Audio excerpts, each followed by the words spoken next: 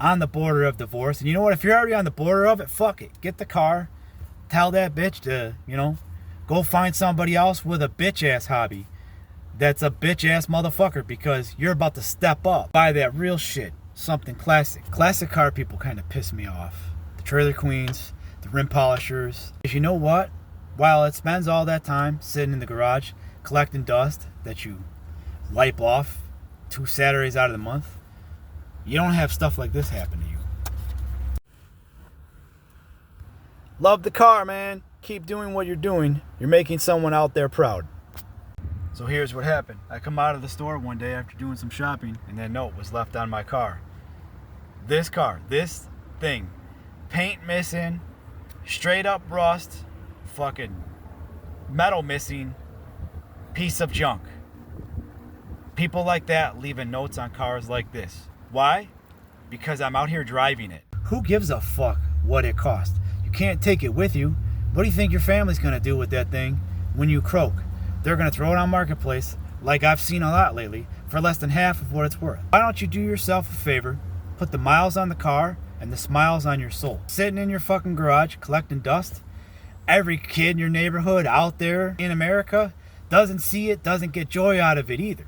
Coming out of Cracker Barrel last week, as I was coming out, getting ready to leave, they had just parked next to my car. They were all ecstatic. They approached me and said, "Is that your car? We had one back at 73. It wasn't even a year old. It was the same car, same color, sports coupe." For all of you working on a car, or you're going to buy one, it doesn't need to be perfect. These cars weren't meant to be perfect. They were great for what they are, but why does it got to be perfect? The paint, the body, the this, the that. You're not fucking perfect. You're probably overweight for your age, balding, on the border of divorce. And you know what? If you're already on the border of it, fuck it. Get the car.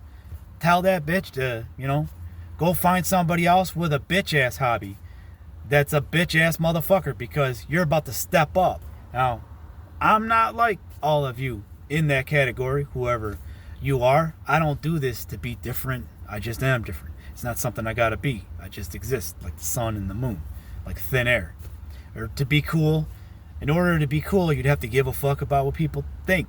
I don't, never have, never will. That old car doesn't need to be perfect. It just needs to be. It just needs to be out there and driven, and that's it. It just needs to exist. It's already awesome in the way that it is, because it was from a time that is very alive. Old cars have a lot of personality. Even some of the shitty ones, a lot of us in the car communities don't really care for. And you know what? That group of perfectionists, the group that's got to have it this way and that way and the next, you're the smallest fucking group in society, so your opinion on it doesn't fucking matter anyways. So who gives a fuck? That old car does not have to be perfect. Look at the rust on this thing, man. It needs full ass quarters. The fenders are the same way. People love this thing, even with its rust. Rust, I mean, that's missing metal. The metal would have to be there to be rusty. Even with its missing paint, even with its missing trim, even with its loud ass fucking exhaust. Enough with the fucking bullshit. Enough with the overshooting on these restorations and the $40,000 being spent on a virtually $15,000 car. None of that shit needs to happen for it to be a great car driving down the road. And that's what they were intended for. That's absolutely what they're intended for from the beginning. They weren't supposed to be this fucking complicated. And all that does is further take the driver ability and the time that you get to enjoy it away from you. It's just like with the Derby guys. Same thing. Honestly, most Derby guys, when I got this 72 Impala Sports Coupe, it was rusty to the point where it wasn't worth it. Most Derby guys wouldn't have fucked with it. It would have been worth some money in parts. They would have parted it out. Yeah, I could have derbied this car. I could have parted it out, made that money, smashed it the fuck up, like I've done with the other 25 or so that I've had. But I chose not to do that.